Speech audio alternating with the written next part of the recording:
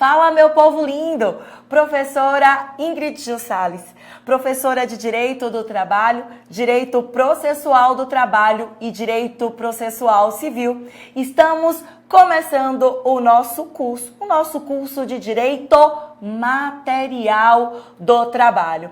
Te levo para nossa telinha, Direito do Trabalho, professora Ingrid Gil.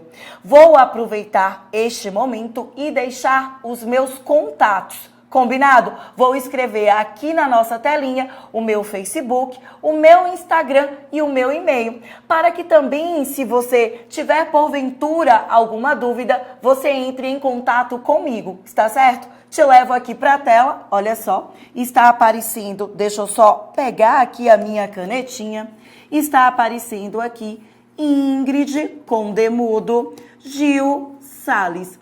Você me localiza desta forma, tanto no Insta quanto no Facebook. Minha Pro e o seu e-mail, deixo aqui também anotadinho, vem comigo. Vou escrever aqui na parte de baixo, Ingrid G. Sales, @gmail.com. Vou só colocar o .com aqui na parte de baixo. Pro, qual o conteúdo de hoje? O conteúdo de hoje é o de princípios e fontes.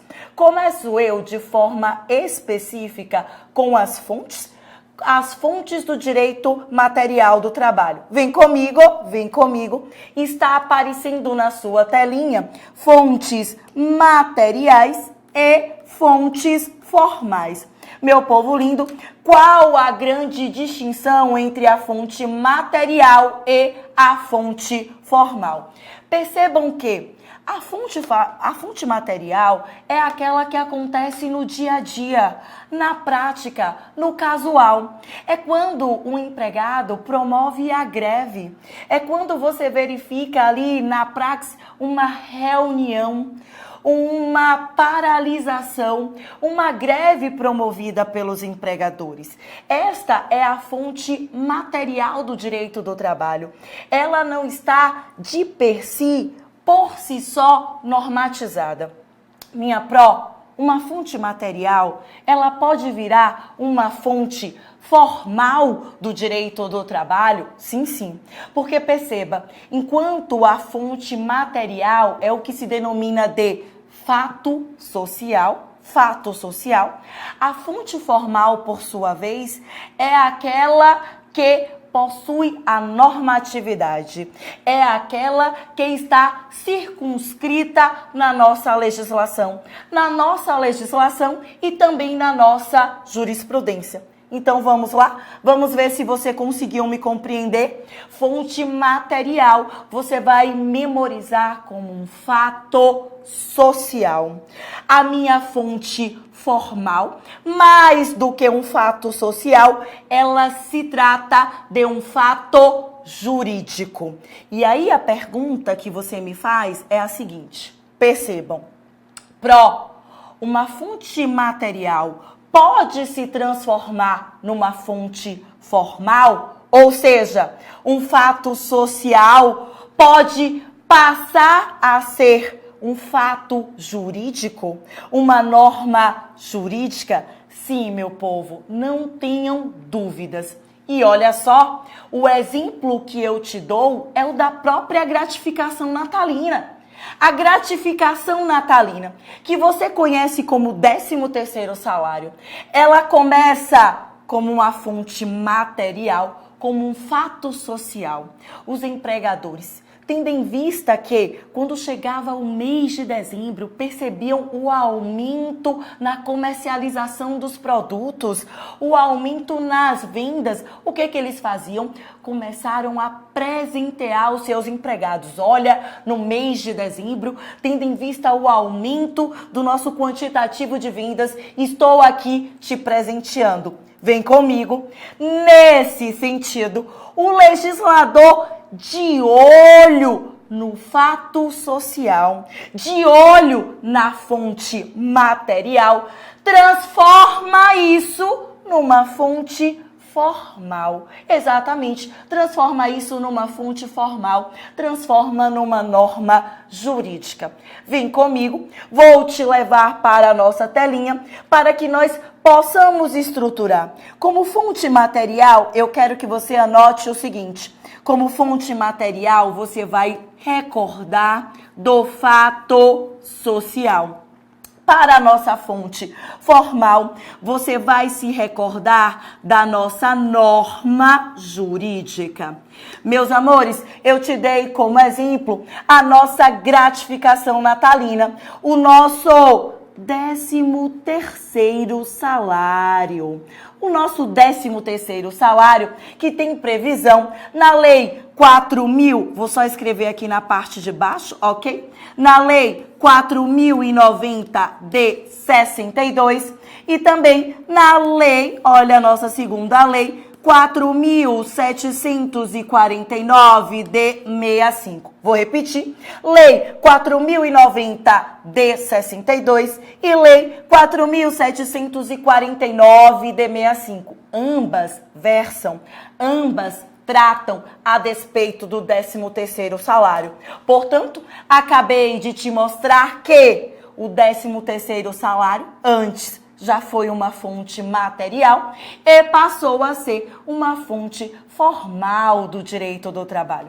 A perguntinha da sua prova, e é isso que o seu examinador quer saber, é o seguinte, presta atenção. A fonte material do direito do trabalho, ela vincula? Ela é obrigatória? O termo é o seguinte, ela é cogente? E você vai responder que não. O fato social não é obrigatório. O fato social, ele não é cogente.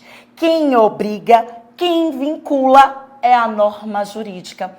Portanto, quem é cogente, quem obriga é a nossa fonte formal do direito do trabalho. Vamos anotar isso? Você se importa? Vem comigo, porque eu quero que você anote o seguinte. Vou apagar a nossa legislação a despeito do 13º salário e vou pedir para vocês anotarem o seguinte, presta atenção.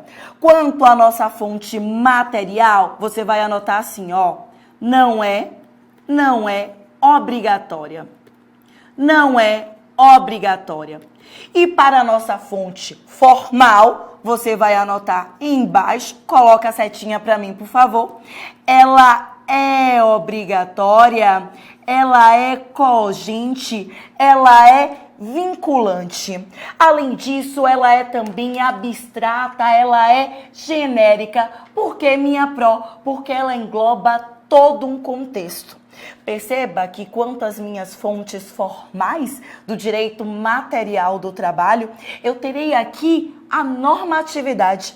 Eu terei aqui a legislação sobre todo o conteúdo pertinente, a relação de trabalho e a relação de emprego. Não se preocupa, em outro bloco nós trataremos sobre isto.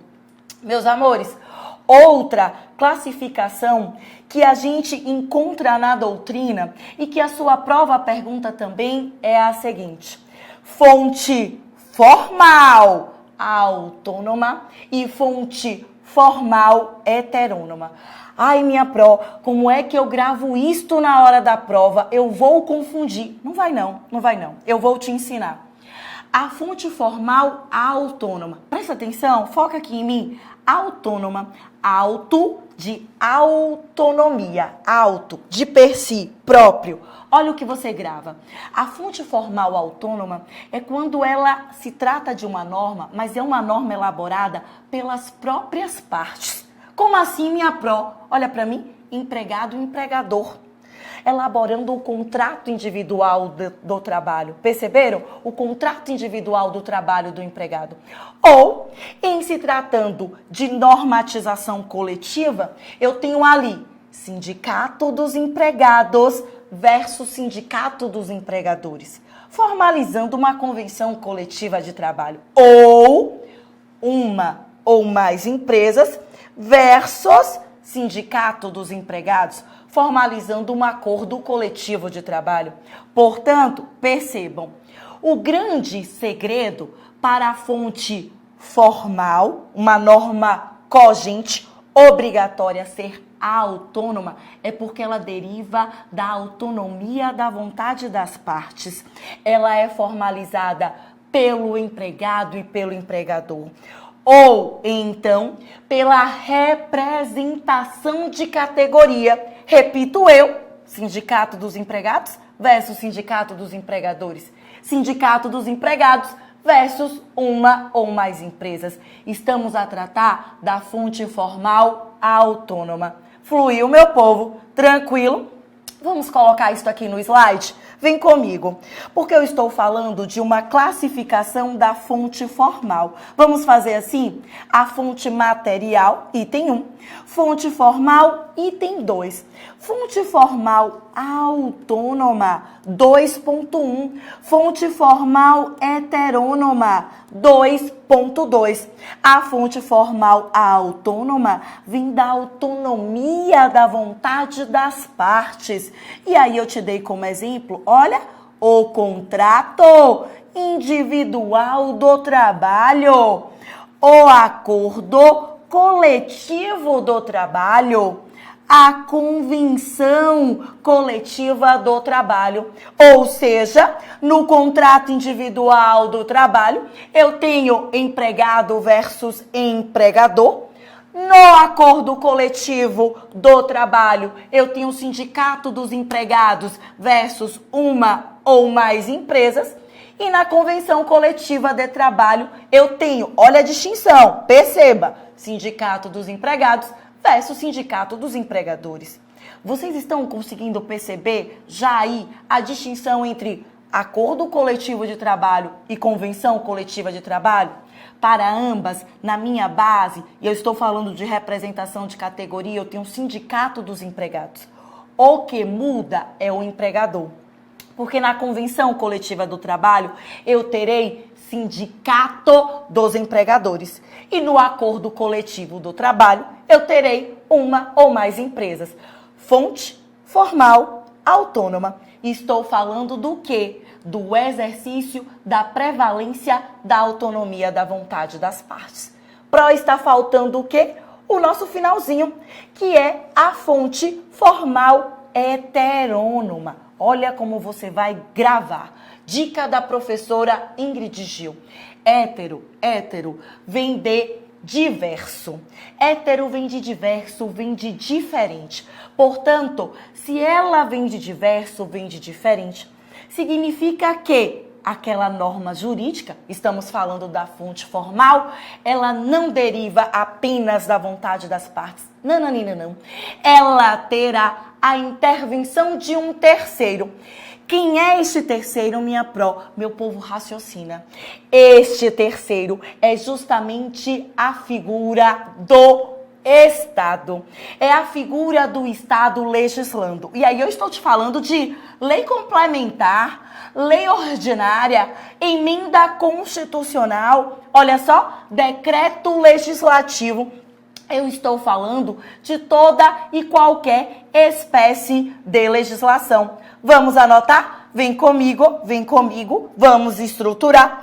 Na nossa fonte formal heterônoma, vocês vão se recordar de que, por se tratar de hétero, diverso, eu terei a intervenção de um terceiro. O terceiro irá intervir, Eu tenho aqui, então, portanto, a lei ordinária, a lei complementar, a emenda constitucional, o decreto legislativo, ok? Eu tenho aqui tantas e quantas situações se pode imaginar a despeito de uma norma jurídica elaborada neste tocante com a presença do Estado. Meus amores, a grande distinção fica por parte de uma figurinha, que é o regulamento de empresa. No regulamento de empresa, vem cá para o meu slide, eu vou colocar aqui, ó, com asterisco. Por que com asterisco, minha pró? Eu vou colocar com asterisco porque o regulamento de empresa, ora, pode se enquadrar na fonte formal autônoma e ora, pode se enquadrar na fonte formal heterônoma. Você vai gravar o seguinte: se o meu regulamento de empresa é elaborado por empregado e empregador, se trata de uma fonte formal autônoma. Prevaleceu a autonomia da vontade das partes. Porém, contudo, todavia, se o meu regulamento de empresa, ele é elaborado unilateralmente pelo meu empregador, ele será considerado como fonte formal heterônoma. Por que hétero? Porque eu só tive a presença do meu empregador. Tranquilo? Fluiu? Me aguarda que eu já volto no nosso próximo bloco.